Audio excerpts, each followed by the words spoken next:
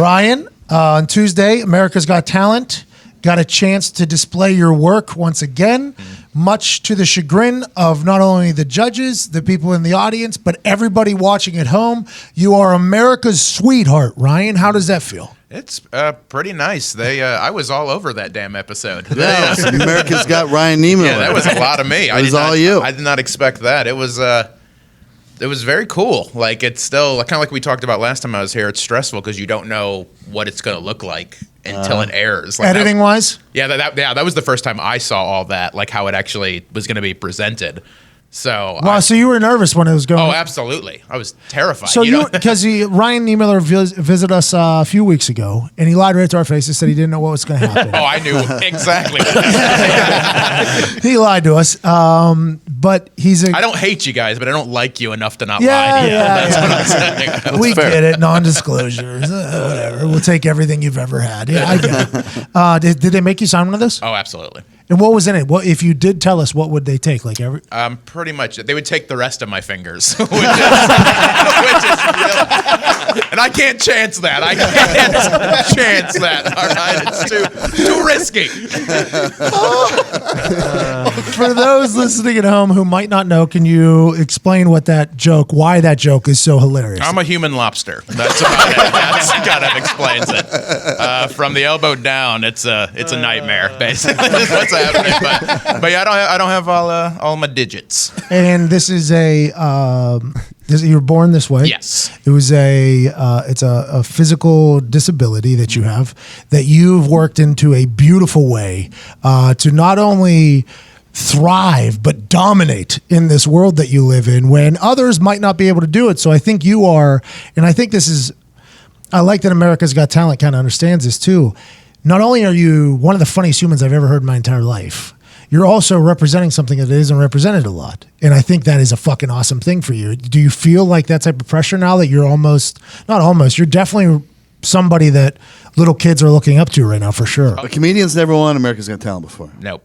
Runner up, I think 3 times. Yeah, and you shy away from it, but I think you're going to win. So he doesn't want to say it because he don't want to jinx himself. Yeah, I think everybody in this room thinks, and as somebody that watches that show, normally you can tell who's going to go. You're getting a cool push right now. Yeah. It's a cool push. I've never seen someone featured that much in one episode before. It was like literally like every 7 minutes they were like, hey, wait, where's the Ryan cam? Where's the Ryan Niemiller camera? Yeah, even my mom, who I was watching with, she was like, Jesus Christ, Ryan. And she's like the most supportive mother on the planet. For those that didn't watch, it's a 2-hour show, but they always do these behind the scenes shots and clips and stuff, and they feature, normally it's a all the people they think are going to probably move on, and normally it's a rotating shot.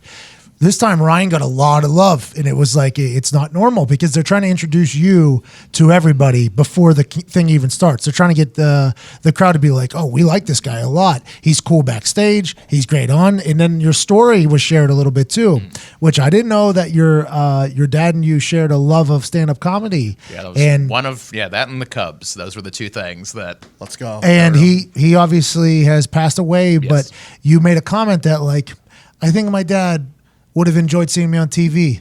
Like, I almost started crying whenever I was like, man, that's fucking awesome. Yeah. Like, everybody on earth is like, this is the guy. Yeah, and that was like, because my dad and I weren't close really. Like, he just, like, I kind of explain it like I loved my dad, but I didn't like him very much. You Makes know, sense, like you don't. I wish it had gone differently, but I mean, alcohol is a real bitch, you know, like once it gets you, it's not, that's just what it is sometimes. And true. But that was a thing. Like I always remember like growing up, like those were like, you know, Cubs games were always great. Anything sports was usually awesome. And then just like stand up, my dad would let me stay up late, you know, to watch like, you know, Robin Williams, and he loved Gallagher and, you know, and things like that. Yeah. So getting to stay up and watch, you know, those specials with me, it was like a cool time where it's like, oh, this is fun, Dad. This is kind of how it's supposed to be. And so then I kind of learned a little bit like the power of like, you know, comedy and things like that. Like everyone likes to laugh. Like it's pretty universal, right? That people enjoy that. The thought that you two shared that, right? So maybe not all great times, but the things that you did enjoy are your positive memories of your dad. Then getting a chance to do that inside, that has to be quite a fulfilling feeling, honestly, because it's probably, I mean, what do you chase stand-up comedy for 12 years? This is it, right? This is what you're chasing for 13 years. I didn't want to half-ass this, when I did it. Like, I don't have the time and the brain space to like not go full out on what I'm trying to do. And I mean, that's been a lot of my career has been trying to, I have a huge chip on my shoulder, just proving people wrong. The amount of times that, like, I get a little guff. It's been mostly positive, and we talked about this before, but people are like, oh, all he talks about is his disability. Well, that's my life, dummy. Like that's like if I have to deal with all the negative parts of it, like I'm gonna put this as much in your face as possible. I'm gonna turn this into something. If you're gonna doubt me, you're gonna immediately downplay me all the time because of it. Well, here we go. That person though has no idea about anything comedy related, because comedy related is a personal thing. It's either your perspective on things, right? Like, oh, this is my perspective on something that everybody sees. This is my life story. It'd be impossible for you to do comedy without talking about having to deal with that. Yeah, and I don't want to talk about it forever. I don't want it to be the only thing I do. How about that beard? We should start talking about that beard. His beard is luxurious. Hey. you got a good beard going right now. My beard and hair game was on point last night on AGT for sure. I looked good. I look good. Will they have a fashion person or a stylist for you? For the live shows, yeah, they clean you up. I can't wait. I cannot wait to see what you end up looking like. I think I'm going to try to get one of Terry Cruz's suits. I'm going to see if I can get that. No shirt underneath? Oh, just flexing the pecs. Damn, I can't. He was telling me out there they have like a whole set coordinator for you, so he like kind of gets to pick his set and stuff like that. Yeah, they let you kind of be a little more you, which is nice. Yeah, they let you kind of. What are you gonna do? Are you gonna set up like I don't know yet. I don't know. Part of it is no spoilers kind of thing, but part of it like I'm still figuring it out. I want to. I got it's a big chance. Your shadow puppet thing. You do the shadow puppets in the background. Do the shadow puppet. Okay. Put those up there. All right, hold on. You do shadow puppet? That is hilarious. I do one. It's a it's a dinosaur. Maybe a goose or a swan if you're fancy. But that's about it. It's an incredible opener. Exactly. I think that's the closer. Yeah. And ladies and gentlemen, to wrap. I mean, the shadow art acts are cool. So if I went out there and just started doing it, and it was just all a dinosaur the entire time. They're called the shadow something. Verba Shadow. So do you get to meet all these people? Yeah. For that round especially, like you are with those people all day, every day. Somebody loved that shadow one more than I did. And I think it's because I've watched AGT so much. I've seen so many incredibly talented individuals that I've gotten like, I don't want to say numb to it, but it is like I've gotten numb to the incredibly talented people that I didn't even know existed a couple years ago. And then you watch it and you're like, not as good as the Jabberwockies. It's like hard to do that. It's hard not to compare. Oh, like for me, it was super fun because like when you're on the road doing comedy, you don't get to see this stuff. Oh, like nobody gets to see this stuff. I don't get to see dancers, and I've never been to a magic show. I only see it once a year when AGT comes out. Exactly. So for me, getting to actually like be there, and like plus they're my friends now. So getting to watch your friends do something cool that you can't. Is amazing. Less than 1% of people on Earth can do what some of those people do. Did you see the dude that was? He had the chair, and then he curled his legs around the back of the chair, so now his shoulders are on the ground. He's over the back of the chair. Held his wife up with both hands. She's standing, one foot in each of his hands.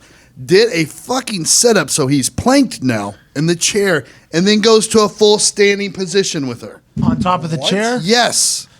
Yeah, these fucking incredible. I was going to close with that, but they went on before me, and I was like, well, now what do I do?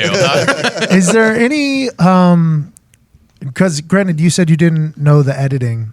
Was there any like showbiz, like were they trying to spin anything in the back, or do they ask you questions like prod things out of you or anything like that? I don't know how much of that I can talk about. It's not question, that. Pat. Write that down.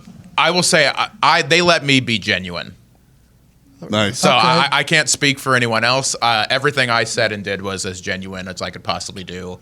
given the circumstances Yeah. of you're on a major television show. Like, hey, we're trying to entertain you. Yeah. So no one's exactly 100% themselves. It's impossible when a camera's on. But I think now You that gotta we entertain. we live in a much more woke society. I think we very much understand that is how things go now, right? Like, hey, we understand that is they're not sitting up on this platform with perfect lighting on them with a microphone in between them just casually. I think the world knows now that there's something. Yeah, I will tell you, for me though, like all those interactions were as real as could possibly get though, because they're your buddies, and I'm like, one of the things I was really glad about is they got to show me being friends with my friends on that show. It wasn't me like being like, oh, I hate this guy. He's my comp. They just let me be buddies with my buddies. That's like awesome. I was texting with some of the contestants on my episode last night during the episode. How do you feel about we're the judges? friends. How do you feel about the judges? Don't try to get me in trouble. I thought D-Wade was incredible. Oh yeah. He was very He's fucking taking funny. notes, bro. Yeah. He was writing He's things so down. good. I was like, okay, Dwayne. Do they talk to you backstage, any of the judges? They try to keep you separated. You are completely separated from Jeopardy them. James said he wasn't even allowed to talk to Trebek. Yep, we're not. The only times I've talked to any of them outside of Terry Crews, because you do a little bit more with him because you're doing interviews, is on stage. So what you saw on television is my interaction with the judges. They don't want to make it look like they have favorites or whatever. Yeah. Because the competition is very real. There is an actual cash prize involved with this. Yeah. So there's no, you're not fraternizing with any of the judges or anything. They keep you far away. A lot of money. I mean, even if you're in top 5, you're going to make money for a long time. Yeah, you're doing all right. It's like John Dorenbos. He didn't win. I don't think he was top 5 or top 3, and getting on that big of a stage, it opens so many eyes to your talent.